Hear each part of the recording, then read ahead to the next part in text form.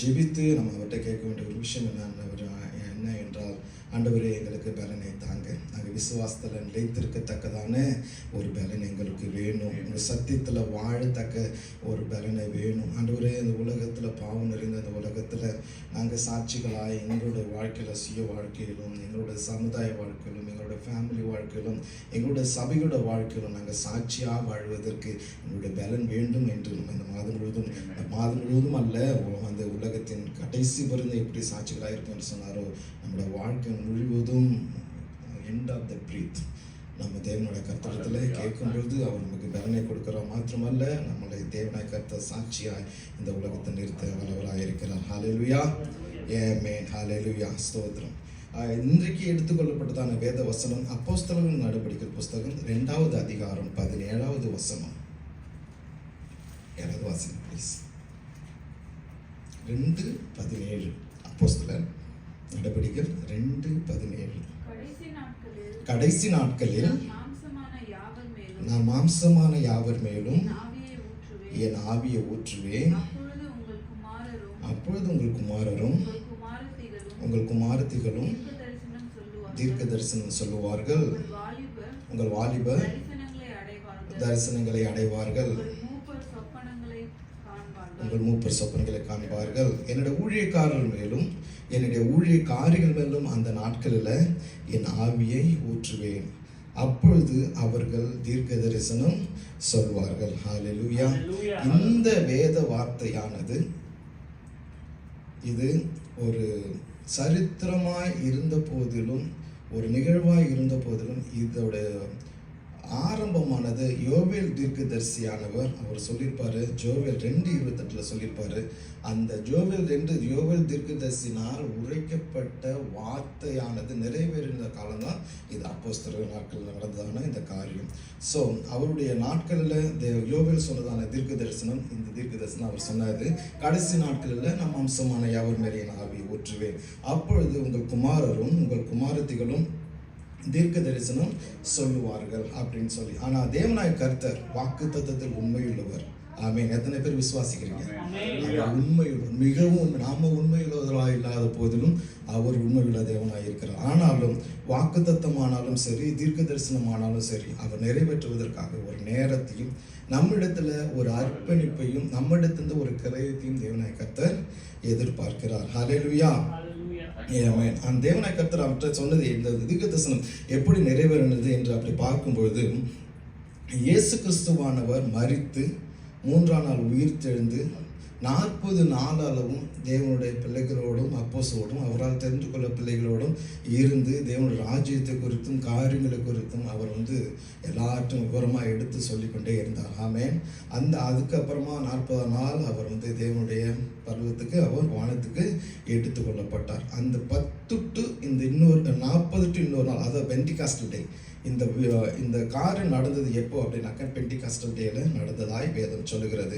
Pentecostal டேங்கிறது என்ன அப்படின்னாக்கா, இயேசு கிறிஸ்துவானவர் உயிர்த்தெழுந்து 3ஆம் நாள் உயிர்த்தெழுந்தார் இல்லைங்களா, அந்த 3ஆம் நாள் உயிர்த்தெழுந்ததுலேருந்து 50வது நாளை குறிக்கும். ஹல்லேலூயா, ஆமென். அந்த 50ஆம் நாள், அதாவது 40ஆம் நாள்லேருந்து 10ஆம் நாள் வரை அந்த ஒரு 10 நாள் தேவனாய் கர்த்தர் அவர் சொல்லிட்டு என்ன சொல்லிட்டு போனாருனாக்க, தேவனுடைய வாக்குத்தத்தம், நீங்க எருசலேமை விட்டு நீங்க வெளியே போகக்கூடாது. ஃபர்ஸ்ட் கமெண்ட், அவருடைய வார்த்தைக்கு ஒபே பண்ணினார்கள். ஆகையால் நீங்கள் எருசலேமை விட்டு போகாமல், 1வது அதிகாரம் அப்போஸ்தலர் நடபடிகள் 1வது அதிகாரம் 5வது வசனம், ஆகையால் நீங்கள் எருசலேமை விட்டு போகாமல் என்னிடத்தில் கேள்விப்பட்ட பிதாவின் வாக்குத்தத்தம் நிறைவேற காத்திருங்கள் என்று கட்டளையிட்டார். ஹல்லேலூயா, ஆமென்.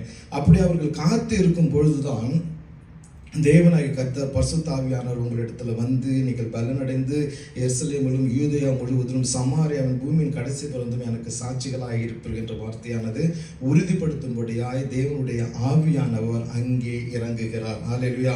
அவர்கள் எந்த இடமானது, அப்பொழுது பலத்த காற்று அடிக்கிற முழக்கம் போல வானத்திலிருந்து ஒரு சடிதியாய் ஒரு முழக்கம் உண்டானது. தேவனாய் கர்த்தர் இயேசு கிறிஸ்து தாம் எடுத்துக்கொள்ளப்பட்ட போது அவர் நமக்கு ஒரு துணையாளர், எப்பொழுது கூட இருக்கிறதான ஒரு துணையாளரை கொடுத்து போனார். அவர் தான் பரிசுத்த ஆவியானவர், நம்ம மத்தியில் வாசம் செய்கிறவர், எப்பொழுது நம்மளோட கூடவே இருக்கிற தேவன். இதுவே நடக்க வேண்டிய வழி என்று நம்மளை நடத்துகிற தேவனாய் கர்த்தருடைய ஆவியானவர் இயேசு கிறிஸ்து சொன்ன அந்த வாக்குத்தத்தின்படியாய் ஜோவேலுடைய தீர்க்க தரிசனம் நிறைவேறும்படியாய் தேவனாய் கர்த்தர் பரிசுத்த ஆவியானவர் அங்கே கூடி இருக்கிறதான 120 பேர் கூடி அந்த இடத்துல செபித்து கொண்டிருந்தார்கள்.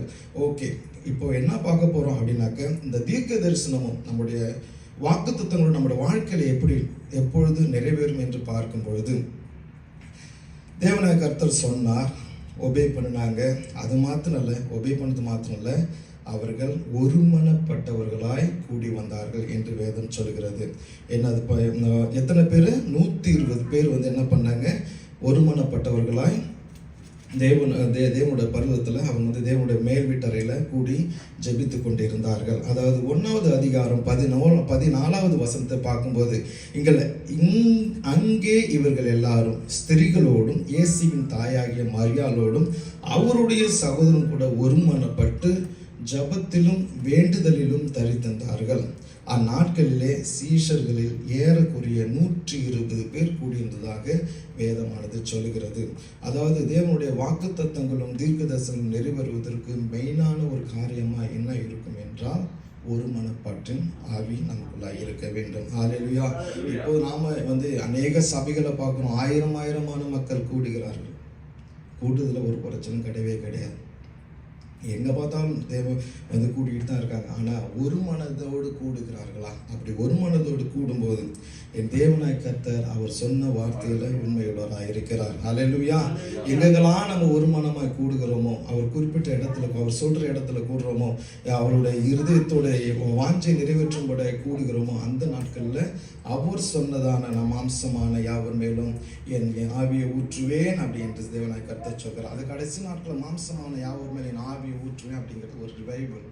அதாவது நிறைய பேர் சொல்லுவாங்க, ரிவைவலுங்கிற வார்த்தை வேதத்தில் இல்லை அப்படின்னு சொல்லி தப்பான உபதேசக்காரர்கள் அப்படி சொல்லி கொண்டு இருக்கிறார்கள்.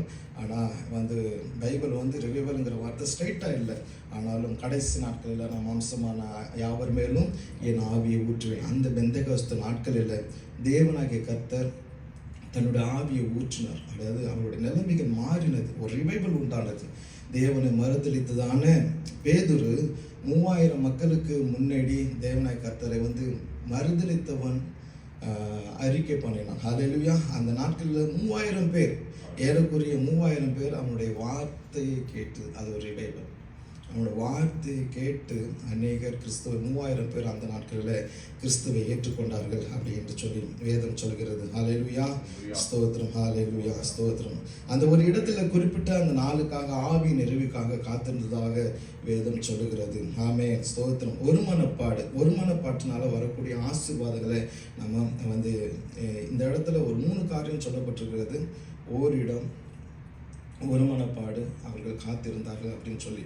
ஆனால் ஒரு மனதினால உண்டாகக்கூடியதான ஆசீர்வாதங்கள் என்ன அப்படின்னு சொல்லி நம்ம பார்க்குறோம். ஹல்லேலூயா, ஸ்தோத்திரம். The Holy Spirit comes where there is no divisions. எங்கெங்கெல்லாம் ஒரு பிரிவினை இல்லாமல் இருக்கோ, தேவனாய் கர்த்தர் பிதா, குமாரன், பரிசுத்தாவினர் எப்படி ஒன்றா இருக்கிறாங்களோ, அதே ஒன்னஸ் மைண்டை இங்கே கூடி இருக்கிறதான நம்ம எல்லார்ட்டையும் தேவனாய் கர்த்தர் எதிர்பார்க்கிறார். The Holy Spirit comes where there is no any division. Hallelujah. God's power flows where hearts are united. தேவனுடைய இருதயங்கள் எங்கெங்கெல்லாம் கர்த்தருடைய ஆவியானவர்கள் இணைக்கப்பட்டிருக்கிறதோ, அங்கெங்கெல்லாம் தேவனாய் கர்த்தர் இடைப்பட விரும்புகிறார். ஹல்லேலூயா, ஆமென், ஹல்லேலூயா, ஹல்லேலூயா. தேவனாய் கர்த்தர் நம்மளோட பேச விரும்புவது என்னவென்றால், உங்கள் ஐக்கியம் எப்படி இருக்கிறது, எப்படி ஐக்கியத்தில் வாழ்ந்து கொண்டு இருக்கிறோம். இது நம்ம சபையில் கூடுறோம், ஆனால் இது என்னது நல்ல ஆக்சுவலாக என்ன அப்படின்னாக்க, ஒரு மனத்திற்கும் ஒற்றுமைக்கும் வித்தியாசங்கள் உண்டு. நம்ம ஒற்றுமையாக கிறிஸ்தவர்கள்ங்கிற ஒற்றுமையினால இங்கே சபைகள் நம்ம கூடுறோம். ஆனால் அது ஒரு மனமாக இருக்கா அப்படின்னு பார்க்கும்பொழுது அது சபையில் காணப்படுறது ரொம்ப ரொம்ப கம்மியாக இருக்குது. ஆக்சுவலாக பிசாசானவன் நம்ம கூடுறோம் அப்படிங்கிறதுக்காக, ஒரு கூட்டமாக கூடுறோம் அது வந்து பிசாசன் ஒரு ஆவிக்குரிய கண்களை நம்மளை வந்து மறைச்சு வச்சிருக்கிறான். ஒற்றுமைக்கும் வந்து ஒரு மனதிற்கும் ஒரு வித்தியாசங்கள் உண்டு. சபைக்கு வருகிறது தேவப்பீடத்தில் ஒற்றுமை இருக்கிறது. குடும்பமாய் வந்து ஒற்றுமையாக வருகிறார்கள், பக்கத்தில் உட்காடுறாங்க, கைகளை தட்டுறாங்க, கைகளை உயர்த்துறாங்க, பாடல்களை பாடுறாங்க, சத்தத்தை உயர்த்துறாங்க, அப்பம் விற்று சாப்பிட்றாங்க, வேத வசனத்தை கேட்கிறாங்க, ஆண்டவரை ஆராதிக்கிறாங்க, சிரித்து கைகளை கொடுக்கிறார்கள் முடித்த பிறகு. ஆனால் அவர்களுக்கும் நமக்கும் ஒரு ஒருமனம் இருக்கிறதா என்றால் கேள்விக்குறிதான். ஒருமனம் யாருக்குமே சபைகளை மோஸ்ட்லி நிறைய பேர்கிட்ட காணப்படுவது கிடையாது. ஒருமனம் என்பது வேறு, ஒற்றுமை என்பது வேறு. ஒற்றுமை என்பது உலகத்தோடு சம்பந்தப்பட்டது, அதாவது ஒற்றுமை என்பது சரீரத்தோடு சம்பந்தப்பட்டது என்று சொல்லலாம். ஆனால் ஒருமனம் என்பது ஆவியோடு, தேவனோடு, தேவனுடைய தரிசனத்தோடு, தேவ திட்டத்தோடு, பிதாவாகிய தேவனுடைய இருதயத்தோடு சம்பந்தப்பட்டது தான் ஒருமனம் என்று வேதம் சொல்கிறது. அல்லேலூயா. எப்படி என்றால் என் இருதயமும் என் மனைவியின் இருதயமும் ஒன்றா இருக்கும்போது தான் என் குடும்பத்தில் ஆசீர்வாதம் உருவாகும்.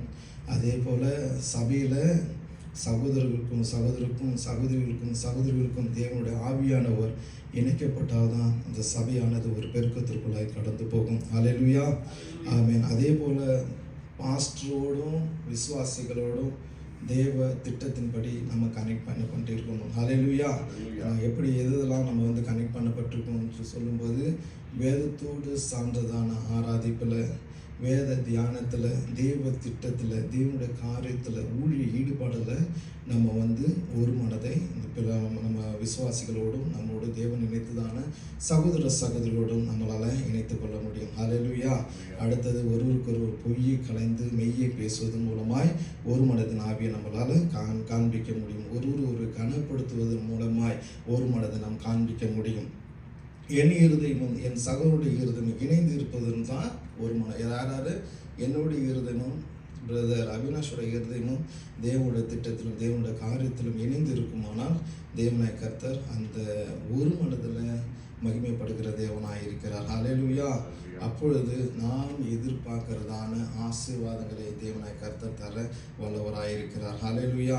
இந்த அப்போஸ்தலர் நாட்களில் நடைபெற்றதான எல்லா அனுபவத்தையும் தேவனாய் கர்த்தர் கொடுக்க வல்லவராயிருக்கிறார். ஆமென். அவர் ஏன்னா வாக்குத்தத்தத்தில் உண்மையுள்ளவர். அல்லேலூயா, ஆமென். நிறைய காரியங்கள் பார்க்கலாம், ஆனாலும் சீக்கிரமாக முடிச்சுக்கலாம். கர்த்தர் நல்லவர். தேங்க்யூ.